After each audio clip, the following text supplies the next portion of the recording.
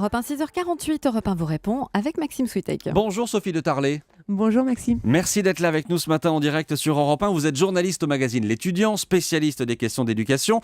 Et on a voulu vous inviter ce matin sur Europe 1 pour essayer de démêler un peu le vrai du faux après les accusations que porte l'UNEF. Je résume en 2 mots. Le syndicat étudiant affirme que 42 facs en France sont hors la loi, notamment parce qu'elles feraient payer des frais d'inscription totalement illégaux aux étudiants. Vous confirmez? C'est vrai cette histoire de frais illégaux? Oui, alors il faut un petit peu, quand on voit les frais illégaux qui sont pointés du doigt, 17 € à Chambéry pour le sport, 50 € pour pareil pour le sport. Alors j'ai noté aussi d'autres choses, frais de dossier à Centrale, 92 €, c'est quand même pas extraordinaire non plus. Parfois c'est limité effectivement, mais parfois c'est aussi beaucoup plus important. Oui, mais souvent c'est pour des IAE, c'est pour des écoles d'ingénieurs, etc. C'est pas pour la licence. La licence aujourd'hui, c'est pas plus de 300, c'est environ 300 €, donc c'est quand même pas extraordinaire. Et ces frais de scolarité illégaux, ça concerne souvent des masters quand même assez particuliers, d'ingénierie par exemple. Donc il y a rien. Oui, voilà. Mais est-ce que les universités ont le droit, même si ça reste limité, c'est ce que vous dites, ont le droit d'imposer ce genre de frais aux étudiants, alors qu'on le rappelle, logiquement, c'est gratuit tout ça? Oui, mais c'est pour d'autres frais. Si c'est pour le sport ou si c'est pour d'autres choses, il y a une tolérance de toute façon. Et puis, oui, il y a une tolérance en fait de certaines universités pour pratiquer des frais. Je trouve que illégaux, c'est un petit peu trop, un peu trop, je trouve. L'UNEF dit que 14 établissements, donc des universités notamment, pratiquent ce genre de choses. On sait qu'elles ont plus d'autonomie aujourd'hui, les universités, au niveau budgétaire. Justement, quand on parle des universités, est-ce qu'elles sont aujourd'hui en mauvaise santé financière? Ah oui, c'est clair, elles sont en mauvaise santé financière. Il faut savoir qu'il y a un dernier rapport qui est paru au mois de juillet 2014 qui montre que les dépenses en éducation du gouvernement, enfin de l'État en fait français, ont été en augmentation de 16% ces dernières années, contre 50% pour les autres pays de l'OCDE. Donc ça montre bien que nous, qu'on est en retard, que ces universités sont en mauvais état financier, qu'elles ont des problèmes, qu'elles doivent trouver des ressources. Et c'est pour ça qu'elles essaient de grappiller comme ça Bien avec sûr, ces frais? elles trouvent énormément de ressources, par exemple, dans tout ce qui est formation continue. Donc là, elles font payer assez cher des formations pour les salariés. Ça, tout le monde est confronté quand on veut s'inscrire à un DU, par exemple. Eh ben, ça peut être très cher, un diplôme universitaire. Là, dans ces cas-là, elles ne sont pas tenues à la gratuité et elles peuvent faire payer très cher. C'est une façon d'avoir de l'argent. L'autre problème que dénonce l'UNEF, c'est la sélection. Là, toujours d'après le syndicat, donc 33 facs sélectionnent leurs étudiants à l'entrée. Ça, c'est totalement illégal. Quelle est la règle de base à l'université? Alors, il y a un flou juridique, il y a un vide juridique pour l'université. Là, aujourd'hui, ce qui se passe, c'est qu'il y a, disons, 3 possibilités. Première possibilité, c'est la licence, et finalement, c'est une capacité maximum. Elle peut prendre tout le monde, elle n'a pas assez de de gens qui candidatent aussi, elle peut prendre tout le monde.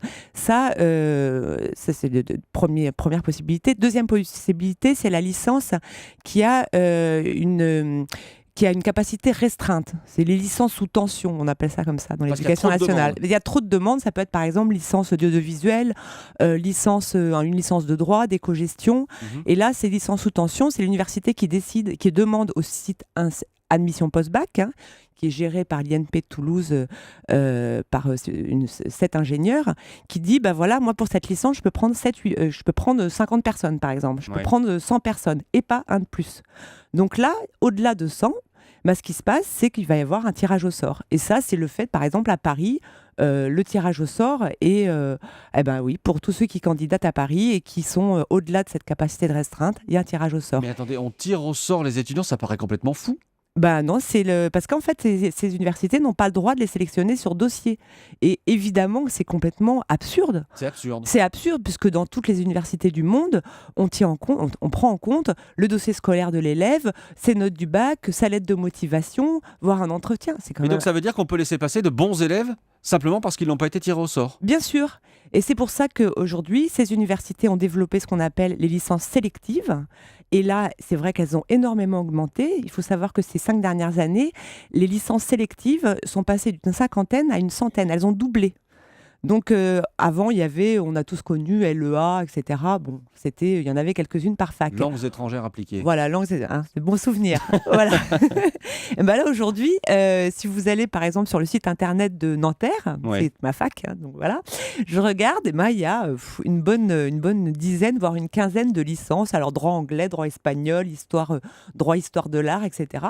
Et là, ça se fait sur dossier scolaire, sur lettre de motivation, voire sur test. Sur examen d'anglais, d'allemand, etc. Mais logiquement, les facs, elles n'ont pas l'obligation d'accueillir tout le monde. C'est pas la règle de base. Oui, mais il y a quand même un peu de bon sens, quoi. C'est-à-dire qu'on ne peut pas prendre en première année d'audiovisuel 600 élèves.